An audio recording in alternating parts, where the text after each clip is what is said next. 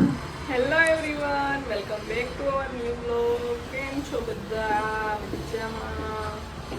કેવો વરસાદ છે તમારા ગામમાં એ જલ્દીથી કમેન્ટ કરી દેજો બધા. અને ચેનલ સબસ્ક્રાઇબ ના કરી હોય તો સબસ્ક્રાઇબ કરી દેજો અને વિડીયોને લાઇક કરી દેજો, કેમ કે છેલ્લે સુધીમાં ભૂલાઈ જાય છે. એટલે આજે તો પહેલાથી બધા લાઇક કરી દો અને ચેનલને સબસ્ક્રાઇબ કરવાની બાકી હોય એ જલ્દીથી સબસ્ક્રાઇબ કરી દો. ઓકે, પછી આગળનો વિડીયો જોજો, એટલે પછી આપણે કાંઈ માથાકૂટ રહીએ નહીં. તો કેવો વરસાદ છે અમારા ગામમાં, તો બહુ વરસાદ છે. બહુ એટલે આમ સારું, એમ ગરમી, અમદાવાદની ગરમીથી છુટકારો મળી ગયો અને મસ્ત ઠંડુ ઠંડુ વાતાવરણ થઈ ગયું છે. એટલે એને મોજે મોજ છે. અમદાવાદમાં એક બે ઇંચ થાય એટલે પાણી ભરાઈ જાય, એટલે બીજા કઈ અમદાવાદ સિવાય કોઈના સમાચાર જ ના આવે.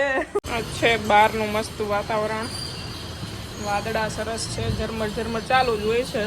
ક્યારેક ક્યારેક વધારે આવવા માંડે. અત્યારે થોડોક સ્ટોપ લીધો છે, કેમ કે બધા ઓફિસેથી છૂટોવાળા ઘરે પહોંચી જાય ને, એટલે વાંધો ના આવે, એના માટેનો સ્ટોપ છે આ. અને તમને ખબર છે અમારે છે ને લેક વ્યૂ છે. જો દેખાય લેક, એને પાણી ટાંકાની પાછળ લેક છે.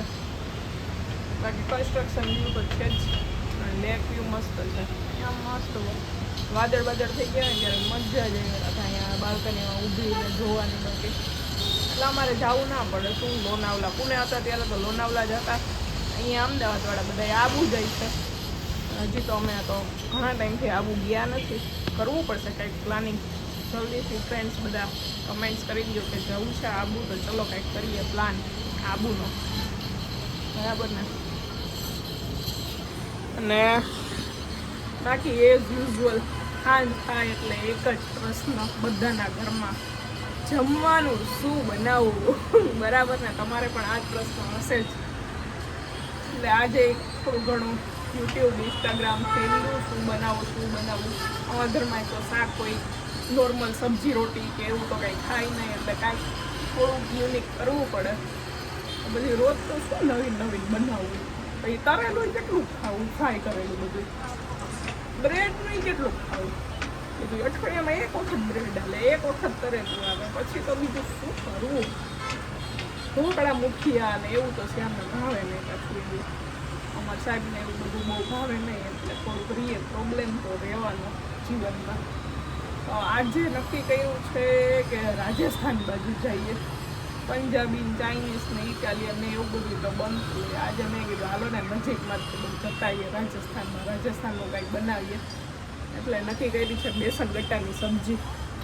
એ બેસન ગટ્ટાની સબ્જી બનાવીએ ને તો ટૂંકમાં કંઈક અલગ થઈ જાય. એમાં સબ્જી આવે નહીં અને ગ્રેવી આવે, બધા મરી મસાલા બધા હોય, એટલે ટેસ્ટી લાગે. એટલે બધા ખાઈ લઈએ પેટ ભરીને, કાંઈ માથાકૂટ વગરનું. એટલે રોટલી થઈ જાય ને બેસન ગટ્ટાની સબ્જી થઈ જાય. બાકી હમણાં રથયાત્રામાં હતી ત્યારે જરાક વિપુલ દુધિયામાં બધી ઓફર ચાલતી હતી. અમારે અમદાવાદવાળાને ખબર હશે, વિપુલ દુધિયા અહીંયાની એક બ્રાન્ડ છે સ્વીટની, એ બધી સ્વીટ્સ બધી સારી મળે. તો મઠ્ઠામાં ઓફર હતી, તો મઠ્ઠો આ ફ્રીજમાં પડ્યો છે, એટલે ભેગો મઠ્ઠો એ હાલશે બધાને. એટલે બેસન ગટ્ટાની સબ્જી, રોટી, મઠ્ઠો, સલાડ બલાડ કંઈ ખાવું હશે તો સલાડ સુધારશું. એવું કંઈક આજનું મેનુ છે. તો ચલો બેસન ગટ્ટાની પ્રિપેરેશન સ્ટાર્ટ કરી દઈએ. એટલે શ્યામ આવે ત્યાં સુધીમાં રસોઈ પાણી થઈ. આપણે બેસન ગટ્ટા માટે ગટ્ટા બનાવવાની પ્રિપેરેશન ચાલુ કરી દીધી. લીધો છે ચણાનો લોટ. ચણાના લોટમાં બધા મસાલા નાખી દઈશું. હળદર, લાલ મરચું પાવડર, ધાણા જીરું, તીખું કરવા લાલ મરચું થોડુંક વધારે નાખી દઈએ. પછી નિમક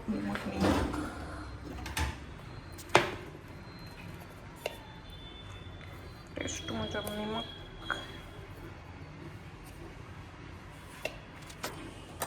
થોડી હિંગ નાખી દઈએ.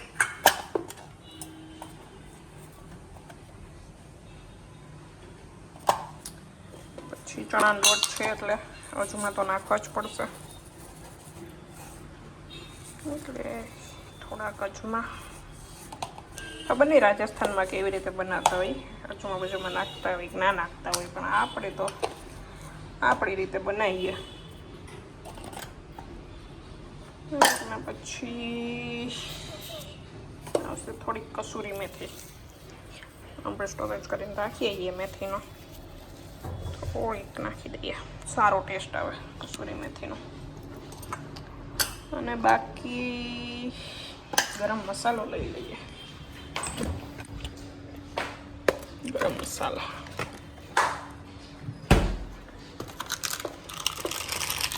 બધા મસાલા નાખ્યા હોય એટલે થોડુંક ટેસ્ટી બની જાય. ગરમ મસાલો આવી ગયો અને આને કરી લઈએ આપણે બધું મિક્સ.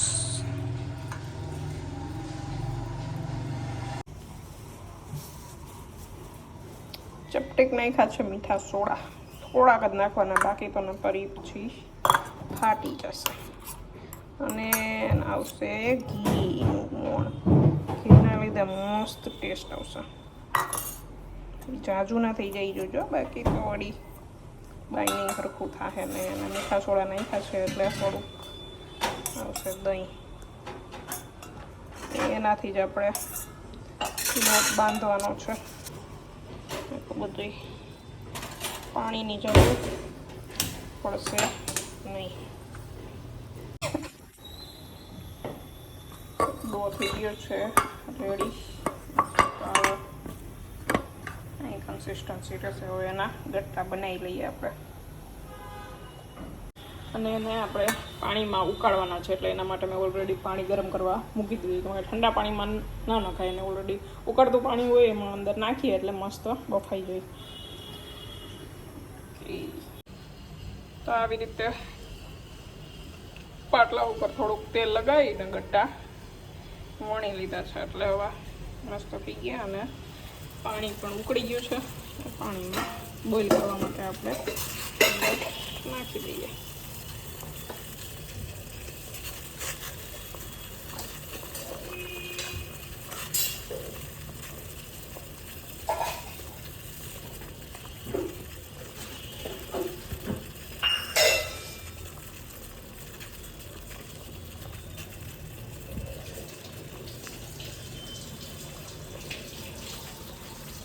મસ્ત બોઇલ થઈ જાય પછી બતાવું આપણે શું કરીએ. ગટ્ટા તો એનું કામ કરે જ છે ચડવાનું. ત્યાં સુધી આપણે સબ્જીમાં નાખવાની ગ્રેવીની પ્રિપેરેશન કરી લઈએ. જો આદુ મરચાં ને લસણની પેસ્ટ બની ગઈ છે, ડુંગળી ચોપ થઈ ગઈ છે, અને હવે બાકી છે ટમેટા એમાં ચોપ કરવાના. અને એક બનાવી લઈએ આપણે દહીંનો મસાલો, કેમ કે આમાં થોડું દહીંનું ગ્રેવી હોય એટલા માટે. તો લઈ લઈએ દહીં.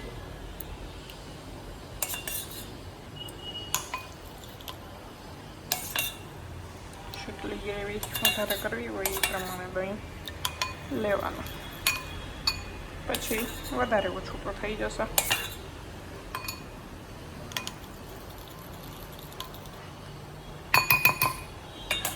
અને દહીંમાં નાખી દઈએ બધા મસાલા આપણા. લાલ મરચું પાવડર, સેમ મસાલા જે ગટ્ટામાં નાખ્યા એ બધા આવી છે આપણા નોર્મલ જ. કાંઈ આમાં કાંઈ રોકેટ સાયન્સ એ કઈ પ્રકારનું છે જ નહીં. અને આ ગરમ મસાલો. ઓકે. અને મીઠું બાકી રહી ગયું એમ ના ચાલે.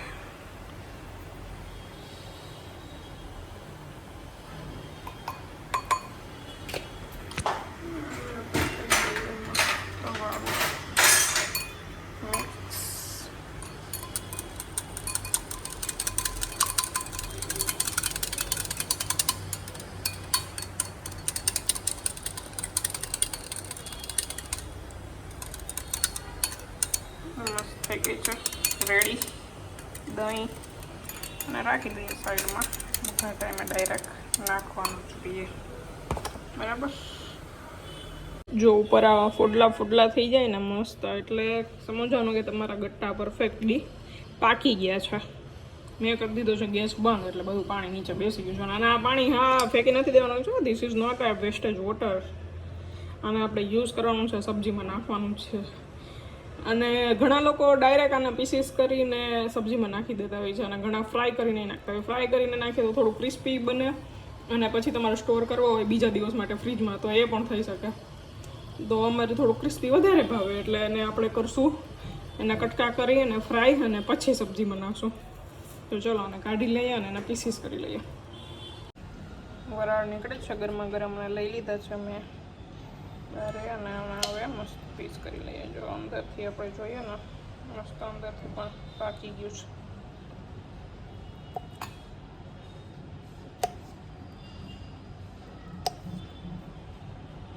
મસ્ત સોફ્ટ થયા છે. So it's perfect. જો બેકિંગ સોડા વધારે થઈ જાય કે લોટ ઢીલો થઈ જાય એવું બધું થાય ને તો તમે પાણીમાં નાખશો એટલે બધું છૂટું પડી જશે. આપણે તો એક વખત એવું થઈ ગયેલું છે પણ આ વખતે વિડીયો બનાવ્યો ને ભગવાનની દયાથી સારું થયું, વાંધો ના આવ્યો. ગટ્ટા ફ્રાય થવા માંડ્યા છે. ફર્સ્ટ બેચ ફ્રાય થઈ ગઈ છે. ટેસ્ટ કરીએ કેવો છે.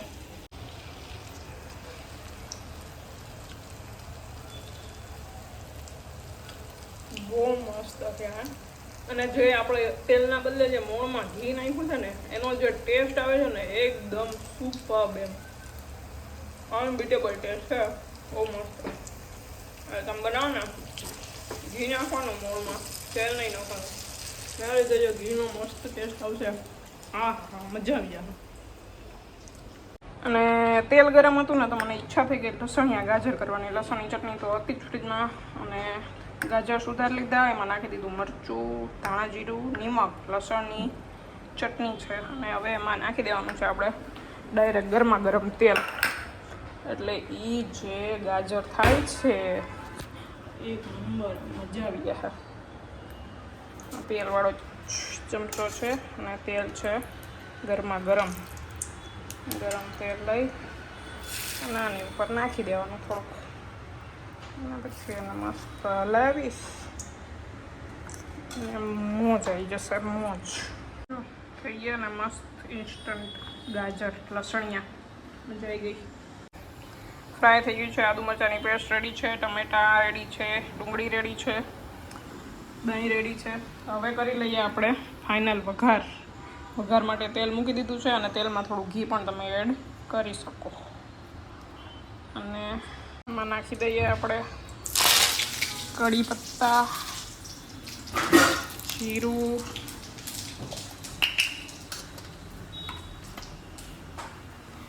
હિંગ અને ઓનિયન. એ સિમ્પલ વઘાર છે. કાંઈ આમાં રોકેટ સાયન્સ કંઈ પ્રકારનું છે જ નહીં અને એટલા કાંઈ મસાલા નાખવાનું થતા નથી.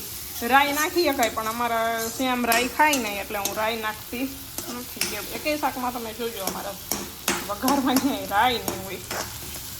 હવે ડુંગળી ચડી જાય એટલે ટમેટા નાખી દઈશું અને નાખી દઈએ આદુ મરચાંની પેસ્ટ ભેગી એટલે એ ચડી જાય.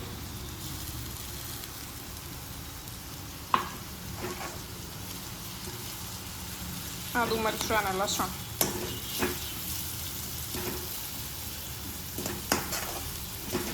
લસણ માટે લસણની ચટણી તૈયાર હોય એટલે હું તો એ જ ડાયરેક્ટ યુઝ કરું એટલે થોડોક લાલ કલર લાગે તમને. બાકી ચટણી નખાય જ નહીં અત્યારથી, બાકી તો પડી જાય બ્લેક થઈ જાય. હા તો લસણની ચટણી તૈયાર જ હોય એટલે ચાલે.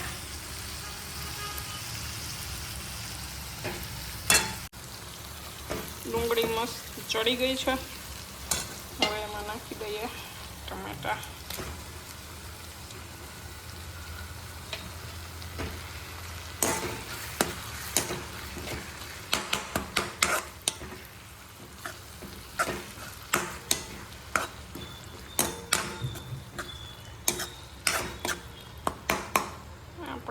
ટમેટાને ચડવા દઈએ પછી નાખશું દહીં બહીને. થોડુંક મેં નાખ્યું છે મીઠું ડુંગળીના ટમેટા પૂરતું. બાકી શાક માટેનું તો આમાં રસો બસો થાય એનું તો આપણે આમાં નાખેલું જ છે એટલે આમાં ખાલી ડુંગળી ટમેટા પૂરતું થોડુંક મીઠું નાખી દીધું છે એટલે ચડવામાં હેલ્પ કરે. અને આને તમે ફ્રાય કર્યા છે ગોટાને એટલે તમે એને સ્ટોર પણ કરી શકો ફ્રીજમાં અને પછી ડાયરેક્ટ સબ્જી બનાવવી હોય તો ડાયરેક્ટ વઘાર કરીને નાખી દેવાનો. બાકી ફ્રાય ના કર્યા હોય ને ડાયરેક્ટ નાખવો હોય તો પણ ચાલે, મેં પહેલાં કીધું છે ફ્રાય કરીએ એટલે એની સેલ્ફ લાઈફ થોડીક વધી જાય, બસ બીજું કંઈ છે નહીં. ટમેટા ચડવા આવ્યા છે, એમાં નાખી દઈએ દહીં.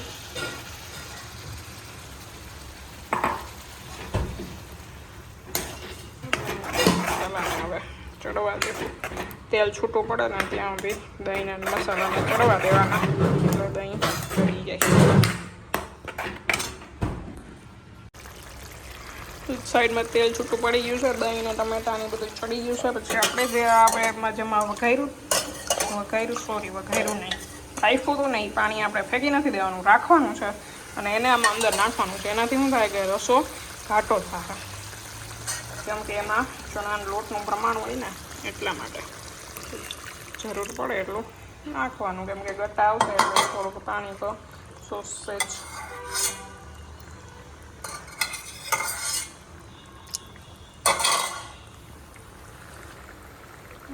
થોડીક વાર ઉકળવા દઈએ, પછી આની અંદર નાખી દઈએ ગટ્ટા.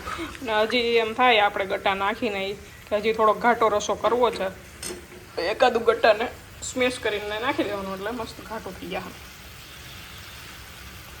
નાખી દીધા છે ગટ્ટાની અંદર, અને ગટ્ટા થોડાક ઉકળવા દીધું છે. અને પછી લાસ્ટમાં નાખવાની છે કસૂરી મેથી, એટલે મસ્ત ટેસ્ટ આવશે. પણ લાસ્ટમાં નાખજો, પહેલાં નાખશો ને તો થોડોક આમ કડવો ટેસ્ટ થઈ જશે. લાસ્ટમાં નાખશો ને મસ્ત એનો ટેસ્ટ આવશે. જોકે મને તો કડવો ટેસ્ટ ભાવે, આ બધાને ના ભાવતો હોય એટલે. અને આમાં વધારે તેલવાળું હોય, પણ મને પર્સનલી બહુ વધારે તેલના રગેડા ગમે નહીં, એટલે ઓછા તેલવાળું જ કરું, કેમ કે મરી મસાલા હોય એટલે સારું જ લાગવાનું હોય. તો ખોટું શું કામ વધારે તેલ નાખવું, હેલ્થ માટે સારું નથી. તરેલું ખાવ એમાં તો કમ્પલસરી આવે જ છે, તો સબ્જીમાં જેટલું બને એટલું અવોઇડ કરવાનું. અને એમાંય ગ્રેવીવાળી સબ્જી હોય એટલે તો એમાં કાંઈ એટલા તેલના રસાની જરૂર ના હોય. તો થઈ ગઈ છે સબ્જી રેડી. લાસ્ટમાં ઉપરથી ધાણા ભાજી નાખી દઈશું એટલે થોડીક મજા આવે ખાવાની. રેડી ઓકે, તો ડન છે બેસન ગટાની સબ્જી. હવે બાંધી લઈએ ભાખરીનો લોટ અને કરી નાખીએ ભાખરી.